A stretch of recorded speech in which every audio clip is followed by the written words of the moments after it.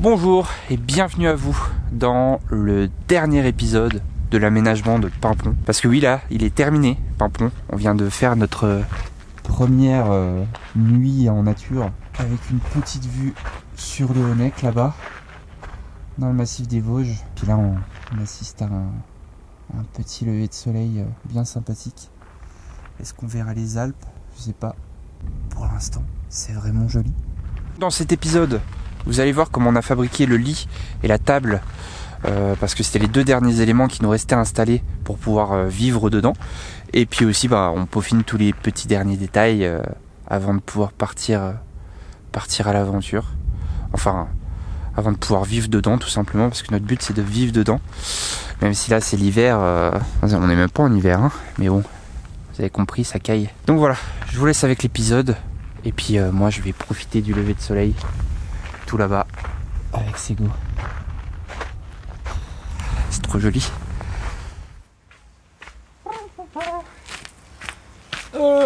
Yeah.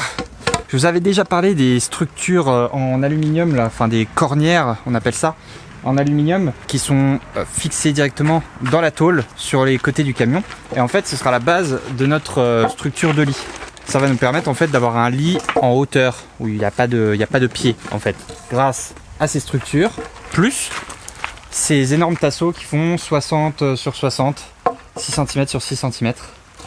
Voilà, donc on en a 4. Et au-dessus, on mettra une plaque de contreplaqué de 1,5 cm. Donc c'est la première partie du lit, parce que notre lit fera au total presque 2 mètres sur 1,70 m une fois qu'on aura tiré la plaque.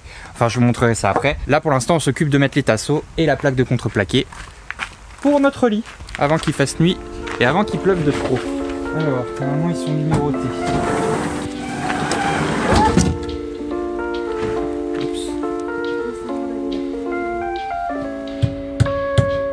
J'ai pas précisé, les tasseaux sur les barres en... Faut que j'arrive à appeler ça des cornières. Les tasseaux sur les cornières en alu, en fait, ils vont tenir grâce à des équerres. J'ai mis des équerres juste de l'épaisseur du tasseau pour qu'ils puissent vraiment bien tenir et pas que le lit parte dans tous les sens. Encore 2 tasseaux à mettre. Mais avant, je pense qu'il faut passer la plaque du lit. Ah, waouh, ouais. Wow. Vas-y, viens. Tout un art, hein. Ok, nickel.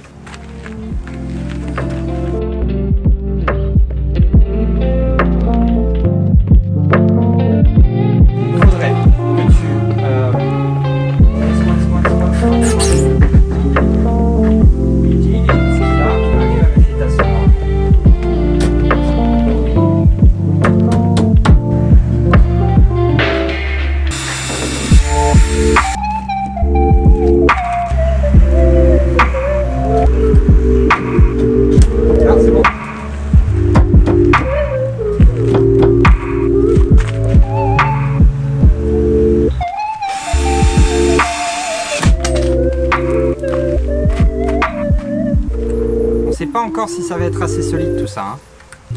J'espère que, mais je sais pas encore. Et pour la plaque du lit, il est très fortement conseillé d'avoir normalement 50% d'espace pour que l'air circule en dessous du matelas. 50% de vide en fait, d'où le principe des sommiers à lattes où il y a de l'espace entre les lattes pour laisser l'air circuler pour éviter l'humidité. Donc moi, vu que c'est une plaque de contreplaqué, je vais devoir faire des trous. Je suis pas sûr d'en faire assez pour avoir 50% d'espace parce que j'aurais trop peur que ça fragilise. Donc voilà, je vais faire des trous comme celui-ci. Je sais pas trop combien je vais en faire. Je vais faire au feeling.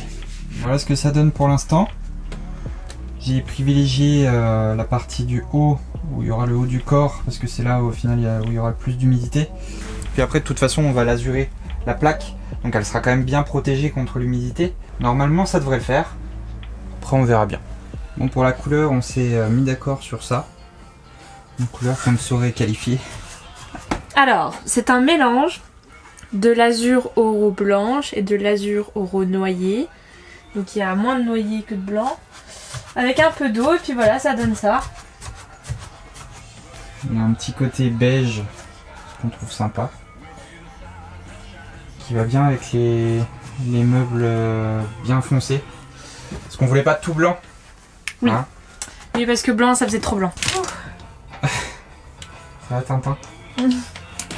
La troisième couche, et puis après c'est terminé. La troisième, dernière couche. Ouais. Vivement, hein. Ouais. Vivement. Il me reste un truc à installer dans le van pour être au top sur ce qu'on appelle le VASP. Donc en fait le VASP caravane ou camping-car, je sais plus exactement c'est lequel des deux, c'est ce qui nous permet d'assurer notre fourgon en tant que camping-car. Nous on voulait vraiment être en règle là-dessus, donc on préfère faire les démarches. Et pour être considéré comme un camping-car, du coup, dans le fourgon il faut qu'il y ait une cuisine avec un four et un évier qui bouge pas.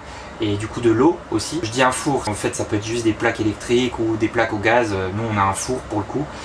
Four plus plaque au gaz. Donc cuisine. Ensuite il faut des sièges, un lit, des espaces de rangement et une table. Moi c'est la table qui me reste à installer.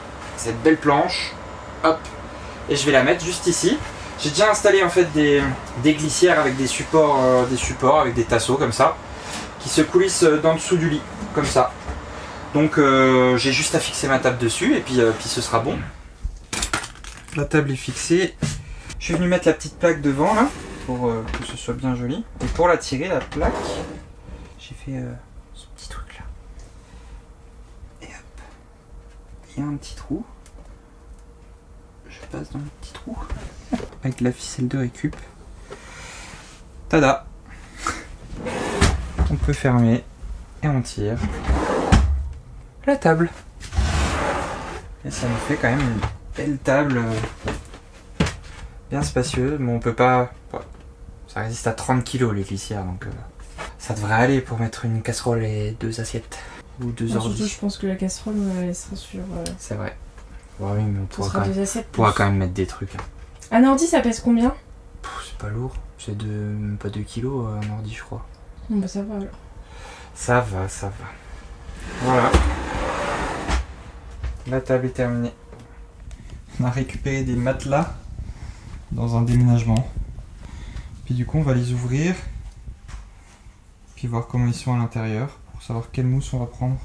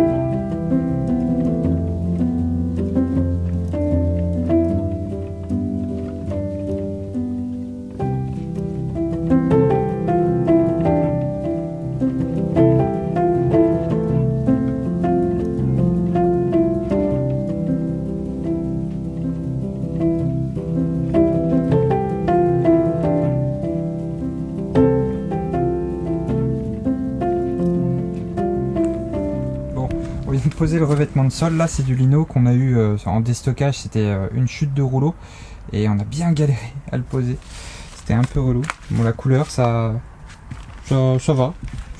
Et ça du coup c'est le dernier meuble que je suis en train d'installer.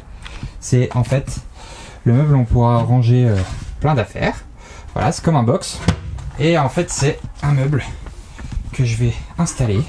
Là vous voyez c'est le couloir avec les 2 sièges ici, le lit là. Et alors le meuble là sera en dessous du lit, juste ici, dans le garage. Voilà. Et du coup ça vient fermer la séparation. Et c'est un meuble du coup qui me servira... Oula, ça bloque. Qui nous servira à faire un lit d'amis, comme ça. Donc c'est un petit lit, il y a quoi? Il y a entre 1m60 et 1m70, donc pour inviter que des petits, pas des grands. Si je le tire jusqu'au bout, en bout de table, la table qui est là, et du coup ça fait qu'on peut être 1, 2, 3 et 4 là où je suis. Voilà, du coup on peut manger, boire l'apéro à 4 autour de cette table. C'est trop bien, ça commence à être bon hein. C'est quasiment les derniers détails de l'aménagement.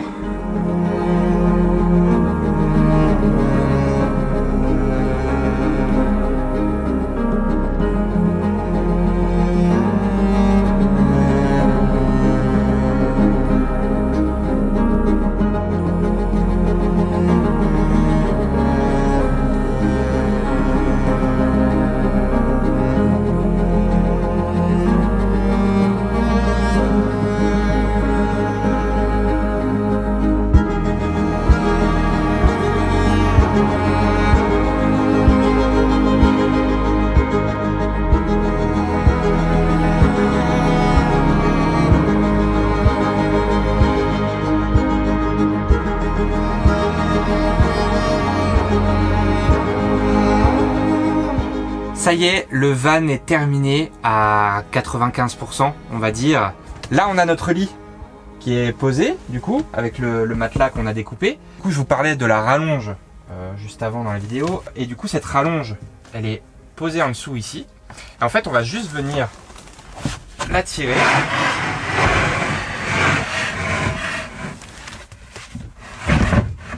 Comme ceci.